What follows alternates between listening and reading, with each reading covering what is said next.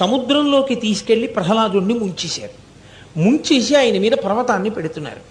పెడుతుంటే ఆయన ఎంతో సంతోషంగా ఈ సముద్ర జలాలు కూడా ఆయనే పరమేశ్వరుడని శ్రీహరి శ్రీహరి అని పిలిచాడు. అయ్యో నా భక్తుడు ఎక్కడ కందిపోతాడోనని శ్రీమన్నారాయణుడు గరుత్మంతుణ్ణి అధిరోహించి గబగబా వచ్చి, చూడండి పిల్లవాడి కంట్లో ఏదైనా పడిపోతుందేమో అంటే మనం బలంగా ఉఫ్ అని ఊదేసినట్టు ఏదో ఎగురుతూ వచ్చి పిల్లాడి కంట్లో పెడుతోంది అనుకోండి, ఉఫ్ అని ఊదేస్తాం కళ్ళల్లో పడకుండా.